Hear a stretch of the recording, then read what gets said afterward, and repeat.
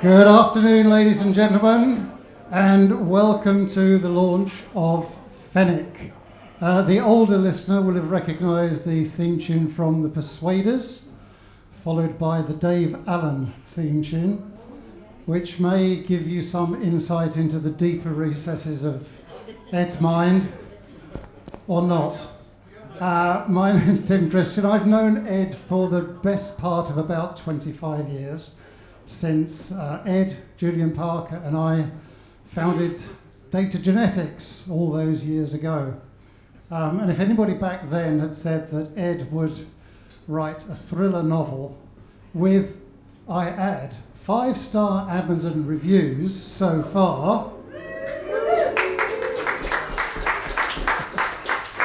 we'd have laughed our asses off. But here we are.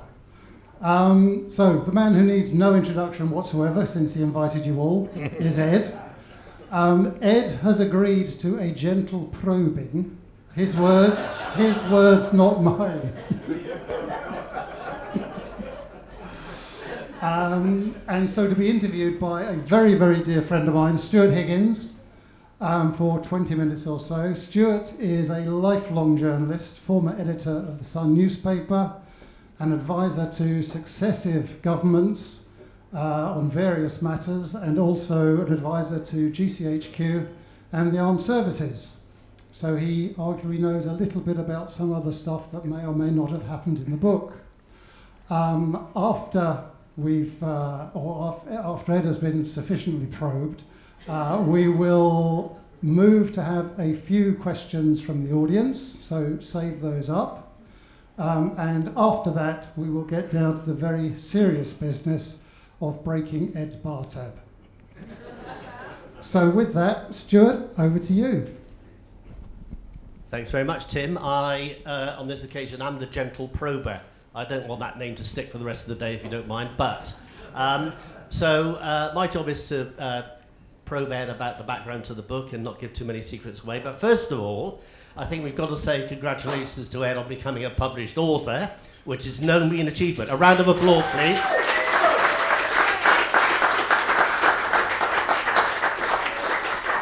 Well done, Ed. And I think, as Tim has alluded to, the intro was both evocative and probably unexpected. So I think it's down to you to give us a bit of an explanation about John Barry's famous Persuaders thing. John Barry, of course, the writer of 11 James Bond themes, and the following music from the great Dave Allen show. For those under 40, Dave Allen was a brilliant primetime comedian.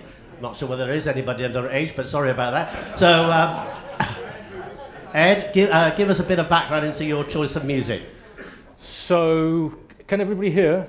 Yeah. So, I first saw a James Bond film at the age of 4, and my mother wanted desperately to see the film Goldfinger, and I really shouldn't have been there because it was a grade A film, 12 or over, but somehow she flirted with somebody on the door or something, and I got in to see this film.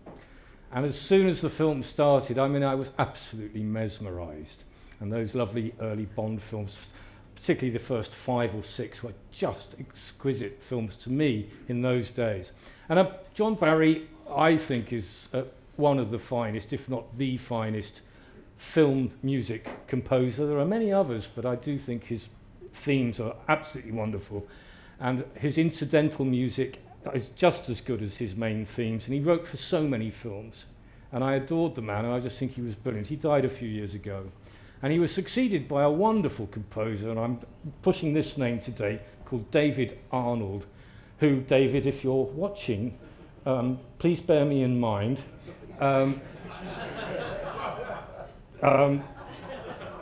David. For what?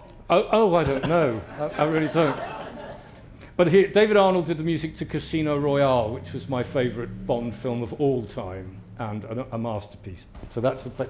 And as for Dave Allen, well, that's a bucket list thing completed, isn't it? I just wanted to come on to Dave Allen's theme tune, and so I've done that, and that's very good. Excellent. Well, let's move quickly on to the book, and a basic question, Ed, which you'll find easy to answer. How did the book come about? Because you've always thought that you perhaps had a book in you and it was aching to come out. what finally made you put pen to paper? Because I'm told that you first of all thought about writing a book at the age of 21, but if you don't mind me saying, the cupboard of life was rather empty at that stage. Well, absolutely. And Tony Grady, who was here with us today, I said to Tony all those years ago, oh, I'd love to write a book. He said, you've done nothing. And he was absolutely right. And Tony is always like that with me. He always brings me that. He always bursts my balloon, always. But he was quite right. But I then went into the world of work and didn't have the time to really write or the energy to write. But in retirement, which I am, sadly, is my status now, I just thought I could put pen to paper. And initially this started as a screenplay. Fenwick started as a screenplay, and I've been pushed into it by my dear friend Noel Bonzashek, who is seated with us here today. And Noel used to push me, and he said, you must write a book. And eventually I got round to doing that. And that's how it happened. Just a very quick story, if I may. Is James Wren here today? Yeah. Where are you, James? In the corner. Okay. So James runs the theatre bar here upstairs, and he's a very experienced director and screenwriter himself. He's written many screenplays. And I started writing this screenplay, and it was rubbish. My first screenplay was ghastly, just junk. And one of the most important things about screenplay writing is you write short bursts of dialogue.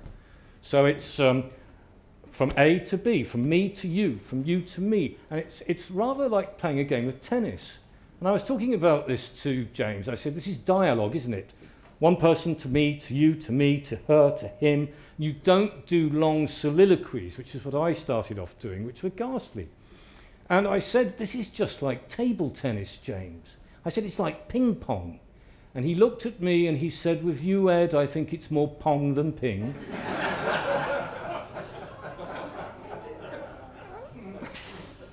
Anyway, so it starts as I put the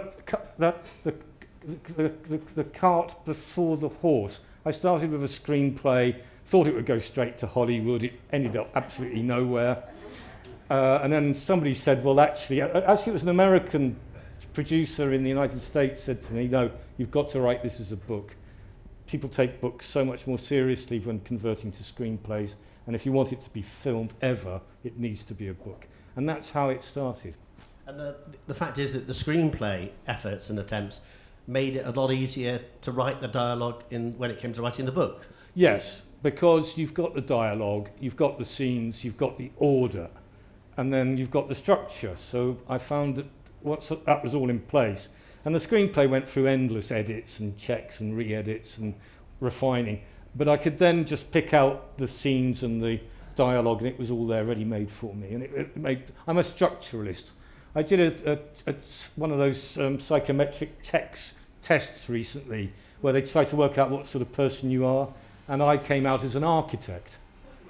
And I think that's true. I like to structure things and have things designed, and this is how we did the book. And Noel will talk a little bit at the end of today's interview about the process of how we did the structure of the book. You've asked me specifically to steer clear of politics today, Ed, which I will do, but I've got to say there are more twists and turns in this storyline than a Keir Starmer government. And you've got to give us a summary of the plot without giving the game away, which is a challenge for you, but also in a very seductive and compelling way that makes every single person in this room go out and buy the book if they haven't bought it already. So I've always been interested in strange and sudden deaths. You should have done that before. And I'm always interested in those news and briefs that you read in the newspapers. And I thought to myself, man falls off ferry and drowns in Atlantic. And that's the sort of thing I really focus in on, and I go, that's interesting. What's the backstory to that?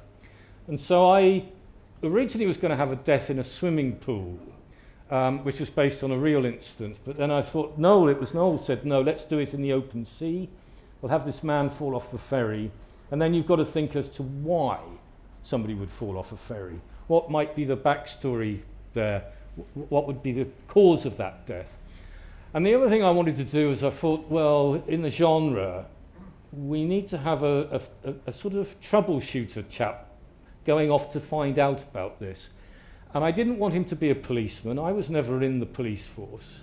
I know many, many people, I've worked with many, many people who might have been in the police force at very senior levels. And I've had a wonderful time with those people, but I was never in the police force. And I thought to myself, well, what have I done? And I've been in consulting work nearly all my life. And I thought this troubleshooter could go worldwide, he could go out of area, he can be anywhere in the world, and he can investigate these sort of incidents. And that's how it started, and that's how we got underway. And then I thought to myself, well, the wider world situation, what's going on, all sorts of crazy things at the moment. And I started to wheedle those things into the book. I think it's fair to say, and if you don't mind me saying, you're rather underestimating the body count in the book here, Ed. I mean, you talk about a singular death at sea in the Atlantic. I'm afraid that I have lost count of the people that disappeared or were killed in this book. Can you give us a bit more kind of flesh on the meat there? Well, I think basically if you know the main character, Charles Fenwick, the likelihood is you're going to die. And he just seems to, wherever he goes, people do seem to end up dead.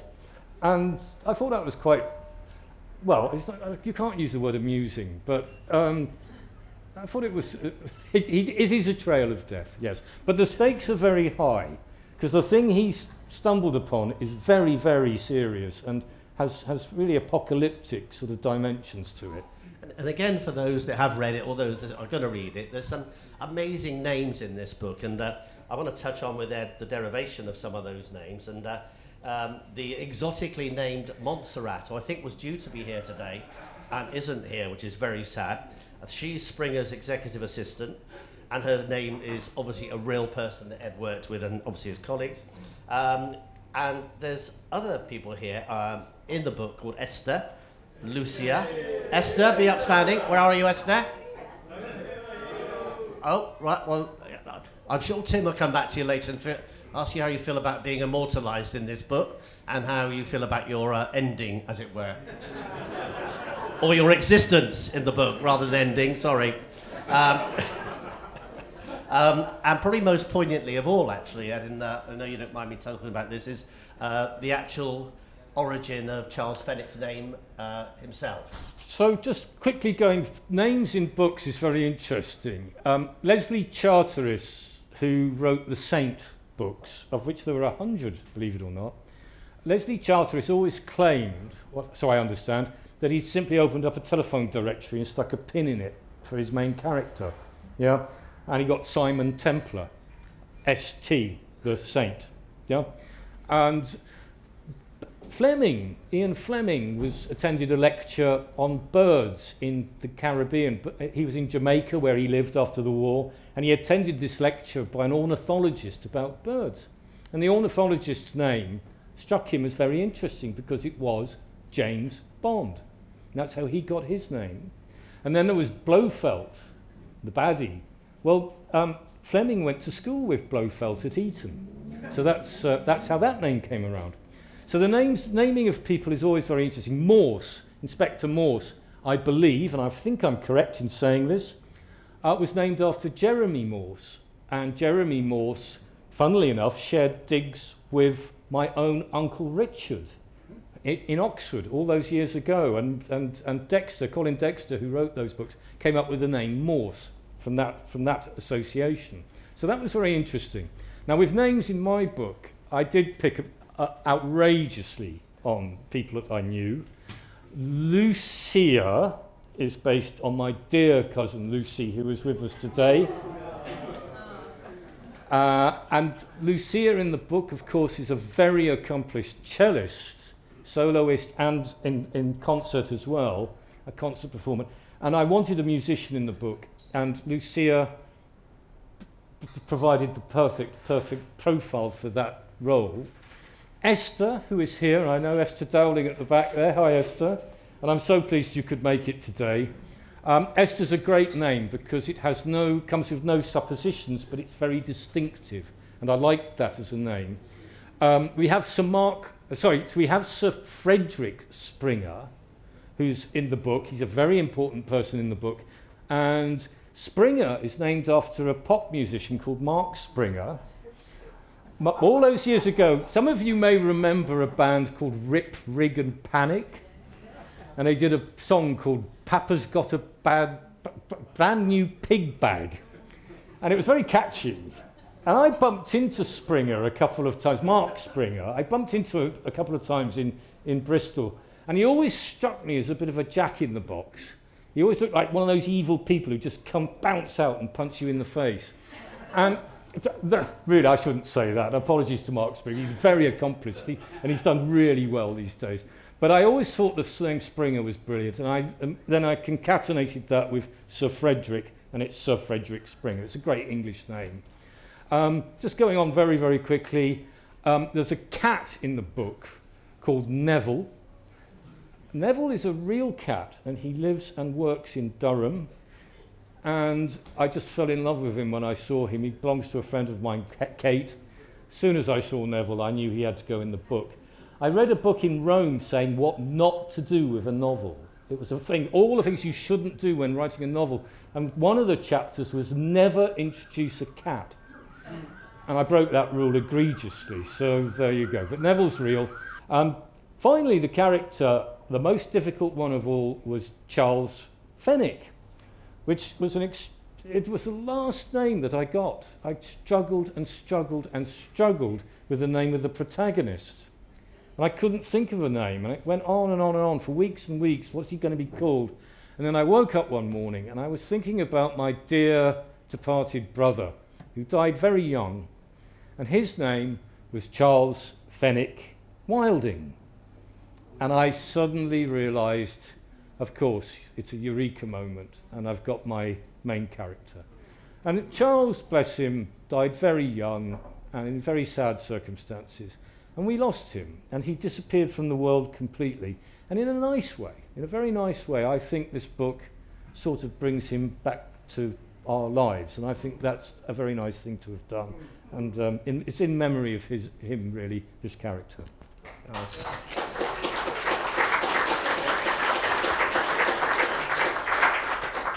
Thanks very much for sharing that, Ed. That's an emotional anecdote, to say the least, and obviously I hope even more compelling to make those people in the room that are featured in the book to go out and buy it and spread the word, because it seems that most of Ed's friends feature in this book somewhere along the lines. I should just remind you there, I think you had a bit of a problem with your feline knowledge, didn't you, Ed, in terms of the actual... Oh, gosh. I'm good on guns, and I'm good on sort of military stuff, and I'm good on surveillance stuff, or reasonably good at that, and I'm not too bad on computers. Well, some people would say I'm crap, actually, but there are some things I'm not good on, and flora and fauna I'm pretty rubbish on, and women's apparel I'm not good on. Oh, that was a close one, wasn't it? Wonder where that was going to go.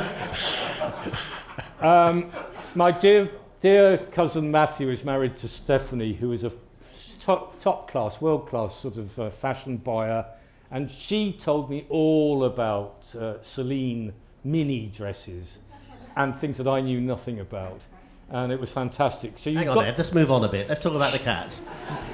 The cat. So I'd made a mistake because I said that Neville was a tortoise shell. Well, if you know about cats, hardly any male cats are tortoise shells. It's 99% female tortoise shells. So I reverted him immediately to being a tabby and put him in his rightful place, and that's how Neville got named and sorted out. There you are, now you know. So let's move on to some of the mouth-watering descriptions of the locations and the scenery, in particular Madeira, Reed's Hotel, room 509, room 518, and compelling to the extent that I would say that you got a blimmin' hefty commission out of Reed's Hotel or the Madeira Tourist Board, and you'll be back there every year for the rest of your life. Tell us a bit about your travels and the research that went into the book, Ed. I do think it's important to try to have been to the places that you describe in a book, because while you can get things off the internet and you can do all of that research, really you to get the colour of a place, you really have got to go to that place. That's my personal feeling. And I've managed to get into Reeds, steal myself in there a couple of times and stay there, and it's a fascinating hotel, straight out of an Agatha Christie novel, really. And other places in the book, there's Krakow. Well, Alan, I can see you there. Alan and I did a massive investigation a few years ago in Krakow, and that gave me the look and feel of the city and the place there. There's the Travellers Club is described in great detail in the book, and I've spent many happy afternoons in the Travellers Club, which is a very fine establishment in Pall Mall. But the thing is, I think you try to write about the places and the things you know, and it helps with the detail and bringing things to life. You talk about, I think by your own admission, you're the sort of chap that gets a bit fixated about things, I think, aren't you? And you told me about the disciplined system of writing that you adopted, which was, I think, writing over a period of about 90 days, 1,200 words a day, to the exclusion of almost anything else. Just tell us a bit about the discipline and the work that went into that, because that's a tall order for any author. Yes. I'm a man that cannot do this multitasking thing. I just can't do it. If you ask me to do more than two things at a time, it's not going to work. That's all of us then. Yeah. I can't do it. I have to just sit down and do what I'm being told to do or instructed to do, and I'll get on with it. I can't then go off and do this multitasking. And it's quite true, women can, and I think that's true, and I know you shouldn't say this, you shouldn't categorise people like this, but I think it's true. And I had to sit down, day in, day out, writing, and by God, I became very antisocial. And even when I was with friends in the evenings, perhaps in the pub or whatever, I wasn't really listening to what they were saying during that period, because I was just thinking about the book. And you do become obsessive and a bit fixated. It's not the healthiest way to live, but it does mean you get the job done. Yeah. And on that note, you chose the route of self-publication. Again, those in the room will know a lot about this. Self-publication is much more common now than it perhaps was. Tell us a bit about that journey, because I think it surprised you in both how economic it was in terms of cost, how successful it was, but also balance that against possibly the rejection from well-known publishing houses that didn't want to publish your book. So it's daunting. J.K. Rowling, her first book, Harry Potter book, was rejected 12 times. John Grisham's first book was rejected 29 times. Agatha Christie didn't find a publisher for 5 years and has now sold over 2 billion copies. It's daunting. You have a new character with no pedigree, no background whatsoever. You're trying to spring that on the public. It's a very, very brave publisher that will take on a project like that and go with it. And I thought, well, this is going to take months and months and months. I'm going to get these rejections. Incidentally, it just goes on, you know, and I couldn't face it. And I just wanted to see the book in print, and I wanted to see it physically as a product. And that was my main objective. And I just thought, do this yourself, finance this yourself. And I went to a brilliant company called Troubadour. And you know, I'll be honest about the fee, it was about £3,500. But do you know, they've printed a beautiful book, and they've done the beautiful production of this book. I'm sure those of you who've seen it will agree, it really is a lovely looking book. And they also have pushed it and promoted it all over the world to websites and vendors all over the world, and they've done a fabulous job. May I just digress a little bit and talk about the cover of the book? This cover, I think, is absolutely beautiful. I think they've done it absolutely beautifully. And the story behind that, my dear friend Samantha Blunden is here. Sam, there's a hand going up. I said to her, I'm having such bloody trouble with the cover of this book. And do you know, within about 15 minutes of saying that, she'd sent me the photograph and the concept by telephone. She'd emailed me or texted me this concept. And I took one look at the concept and I went, that's it, that will do it. And it then went off. Not only did Sam do that, she also tracked down a guy called Jeff Cryer, who'd taken the photo, and contacted Jeff Cryer, and he gave us permission to use that photo and for the image, and he allowed us to use it. And then one final person in the script here is a woman called Chloe Messenger, who did the actual visualization at Troubadour. And I have to say, can I just have a round of applause for those three people, because I think they've done an absolute... I really do think, even if what's inside is utter drivel, the cover is bloody wonderful. And never judge a book by its cover, but people do. One of the standout parts of the inside of the book is your detailed and immense depth of knowledge about weaponry, ammunition, chemicals, drugs, explosives, surveillance, recording devices. It's very, very impressive. Was this all gathered from research or methods that you used in your day-to-day work before? No, it was from my teenage years. No, I had a terrible teenage. All my interests were dreadful. I used to get these terribly dodgy books from a company called Motor Books in London. And they just sold stuff about explosives and all sorts of terrible books about killing people and burying them so they could never be found and all of this stuff. And I just found it all utterly fascinating and terrific stuff. But in fairness, I did end up in a job where we learnt a lot about technology and crime and investigation. And so a lot of the techniques and the surveillance and the gizmos in the book are real, and all of the things I think in the book can happen and do happen, and so it's based on reality. I don't think you should make up technology, really. You should stick with what's available and what people use. I was going to ask you then, Ed, it was the next question, was do you really think things as complicated and as Machiavellian, if you like, are going on in the world today? And I think you have a specific anecdote about an operation with the FSB from Russia in about 1996 that demonstrates possibly that this kind of event as being not as far-fetched as perhaps the plot of Fenwick is. So to answer your question, do I think the world is as Machiavellian and deceitful and dangerous as I depict it? Yes, I do. Yes, I do. Surprise. I really do. No, you're referring to a week at... I used to work at a company called Network Security. Hands up the network people here, please. Quite a good showing, hey? And we had a guy there, a lovely man, called Martin Samacek, who I'm sure many of us will remember.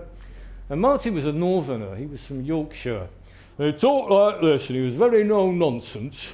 And he called me into his office one day. He said, "Ed, we got the Russians coming.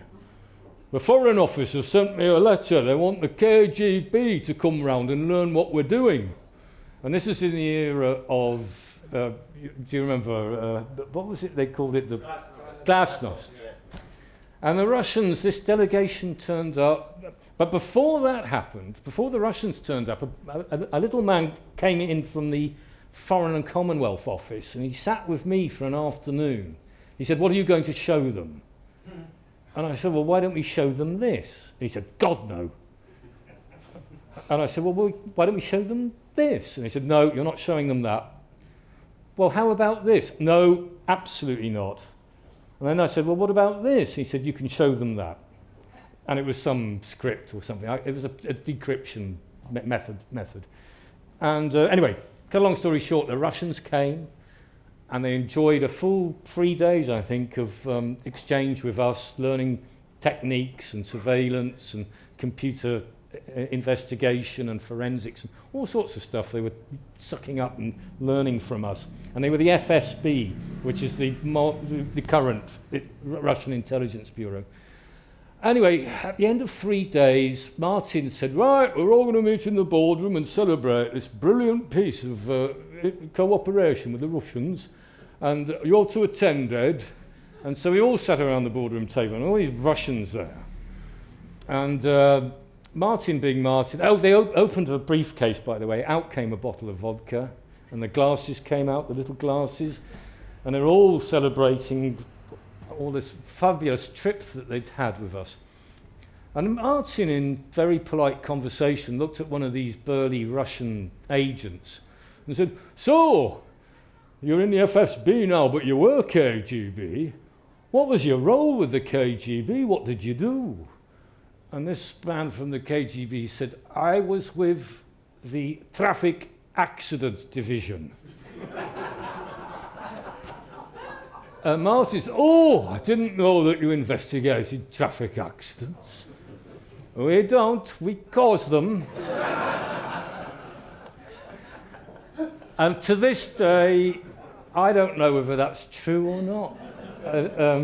But we had some dealings. It was very funny. We did have some dealings with the Russians in the early noughties. That's all gone now, of course. But there was quite a lot of rapprochement going on at that period.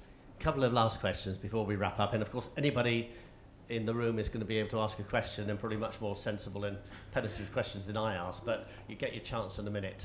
One of the things that's really hovering around the kind of creative world of both music and publishing at the moment is AI.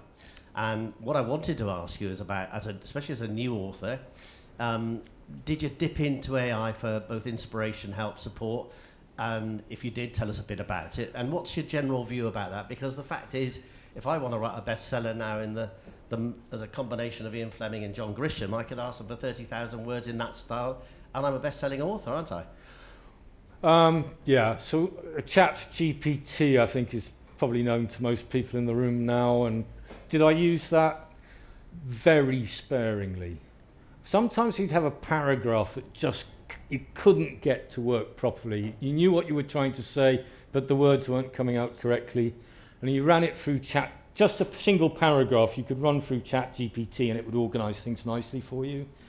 But I'd never lift straight from AI, and you have to use it sparingly. And by the way, if you've written a book entirely by AI, you do have to pronounce that to the publisher, because it's a deception, isn't it, to do that. I didn't do that. I wrote all of the book myself, and just a couple of paragraphs it helped with. And there was one section about a super yacht in the Mediterranean, and I said, write about a super yacht. Describe a super yacht as owned by a typical Russian oligarch, for instance. And I got about 2 pages of beautiful description. And I could then pick and choose choice bits from that description that I could put into the book. And it worked beautifully, but I would never let AI dictate things or run away with things. So last question, which I think will intrigue everybody, I hope, is that the ending of the book is left tantalisingly open, if you like. What's next for Fenwick? Are you in the middle of your 90 days, 1,200 words a day discipline now? Are we going to see another book follow up? Tell us all. I think there will be a sequel. Yes, there will.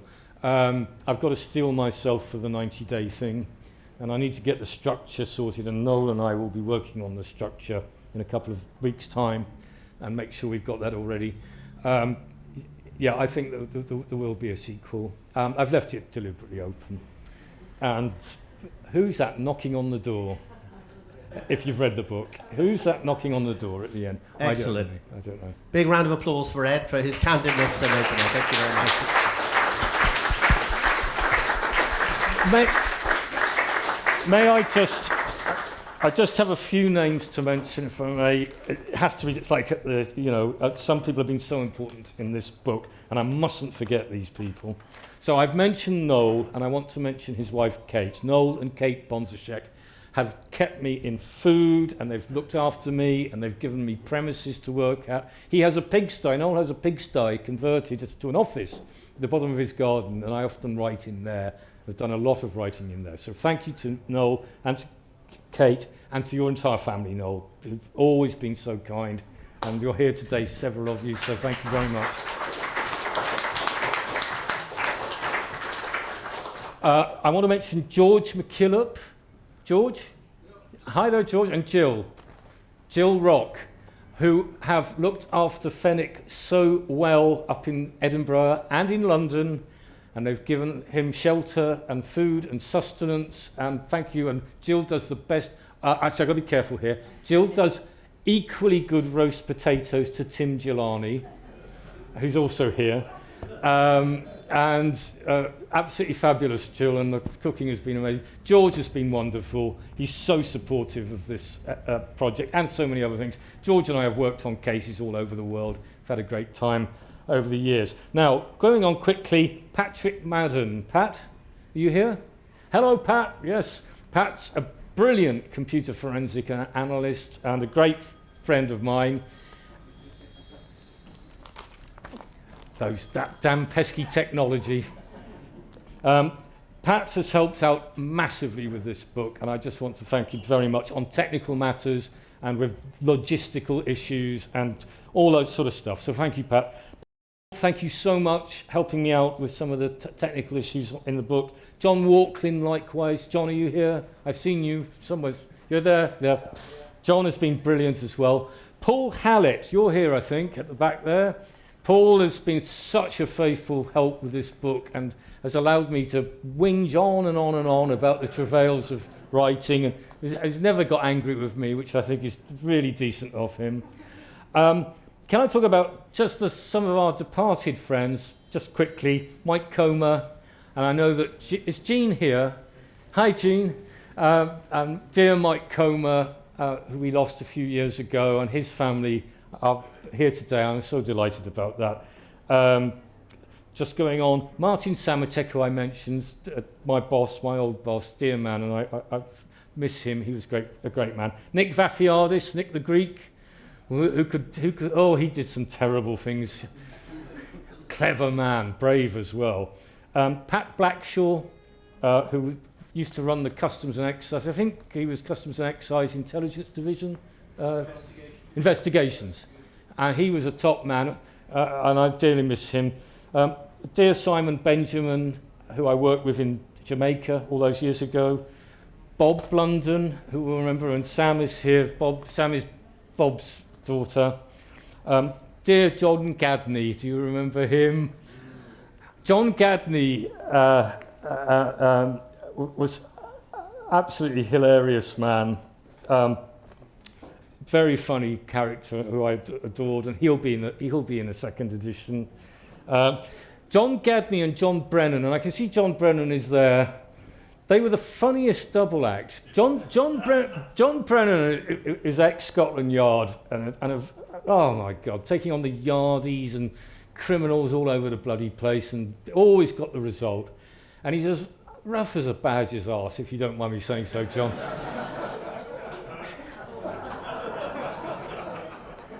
And Gadney was this sort of butterfly, social butterfly. And John would be in his office, and I'd be right outside John Brennan's office. And John Brennan would go, "Fucking hell, what the hell's going on here? Gadney, get your arse in now, get your arse in here."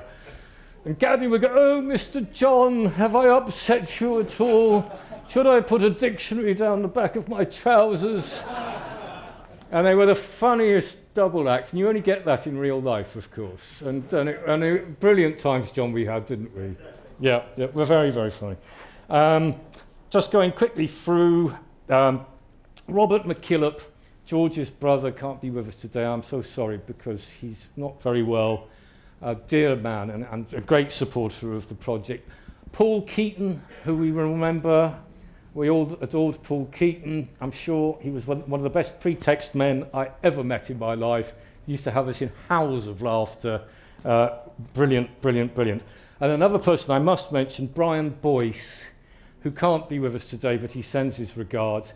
For those of you who don't know, Brian Boyce headed the Brinks-Matt inquiry for Scotland Yard, and I worked on a couple of cases with Brian Boyce. He taught me so much. All these people working from home, don't. Go out and work with people and learn. If you work with somebody, a master like Brian Boyce, you'll learn so much, yeah? And he taught me so much. So he was a brilliant guy. And then in absentia, just very quickly, and I am rabbiting on, I do appreciate it, Matt Gillam sends his regards, Nigel Eyre sends his regard, Adrian Phillips, and Simone Zimmerman. Do you remember Simone, any of you, from all those years ago? She's in Germany with Siemens now, doing very well for herself. And I'd just like to thank very quickly Michelle Ferguson, who did a lovely job on proofreading. George did a lovely job on proofreading, thank you. Monica Wells is doing the photography today. She's fantastic. And I'm very grateful. She came back early from her holiday to do that. So I'm very, very grateful to her for that. I'd like to say thank you to David Kirkwood at 440 Sound and Vision. Thank you, fellows. I think you've done splendidly today. Tim Christian, who was with me at DGI all those years ago. Stuart, thank you so much. You've done a brilliant job on that interview. And thank you, and a round of applause also today, please, for Lucas and Nadine, who are on the bar. Could we have a round of applause?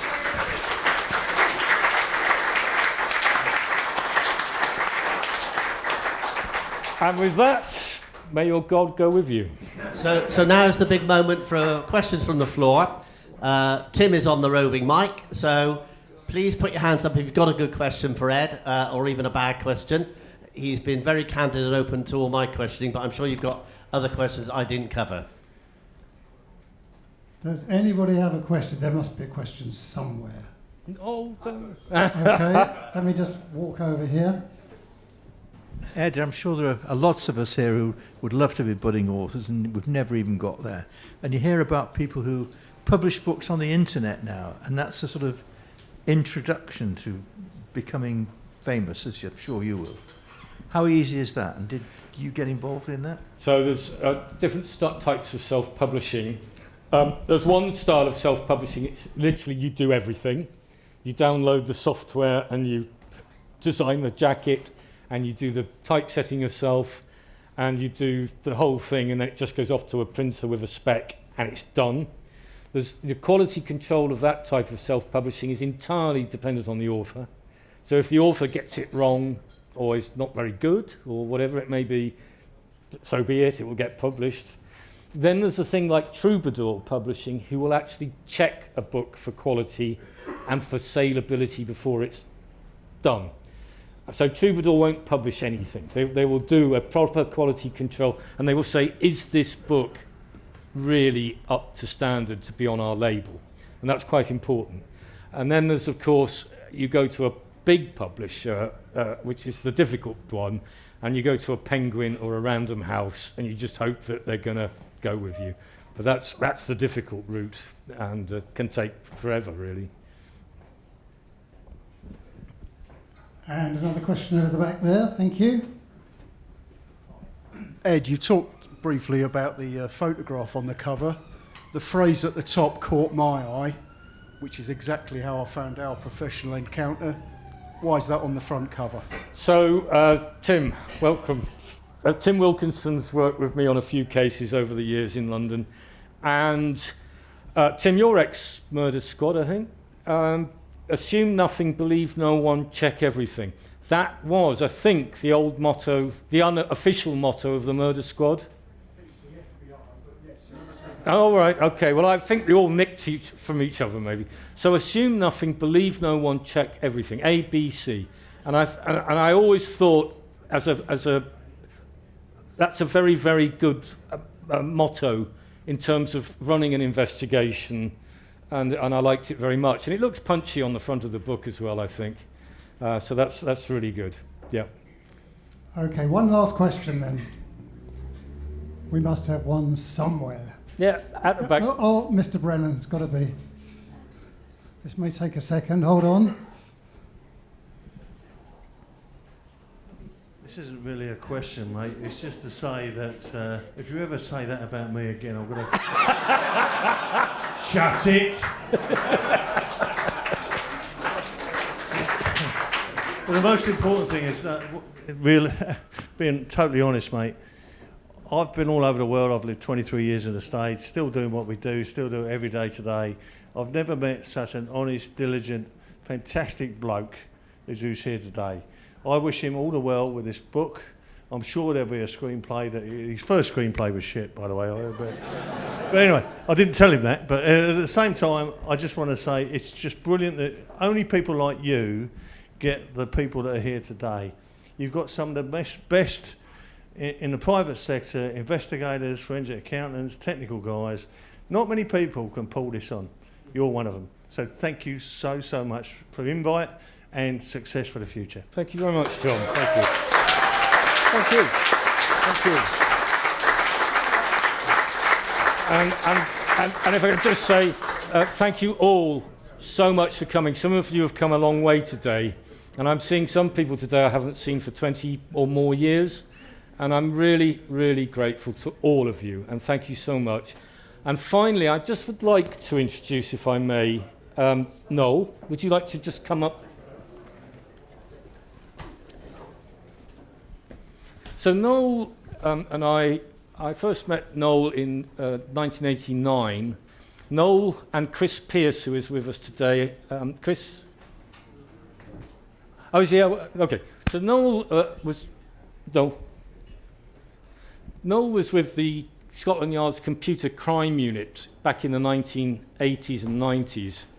And he worked on one of the first, I think the first, major cyber extortion case in the world, I think, and cracked the case. And he got in touch with me about various issues during the investigation. And since then, we've worked together, and we're great friends now, but we've worked together all over the world on investigations. Noel, I thought what I'd ask you is just quickly about our whiteboard sessions. Well, yes, I was just going to say that the reason I got hold of Ed in the first place was he was cheap, because I could get his assistance without having to put him through all the police channels and everything. So that was the reason why, and we made good friends, and we've had a lot of good cases as well. As far as working out the screenplay and all, which followed on with the plot to the book as well, we would have a whiteboard with lots of paper on it, and we'd go through each part of each chapter, would we not, and work out what the plot was and who did what, and then over time Ed would then copy all the sheets that we'd done with a camera, and then he'd disappear off and start the book. That's right. And it worked very well. I like Ed's style of writing. I don't know, because Ed also, he didn't say it, but he's also written 2 more books before that, which were in fact factual about computer investigative techniques. And I like his style of writing, so I was very happy to assist him with his book. And if I may say, Noel, thank you for really a lifetime almost of friendship. Very, very grateful for that.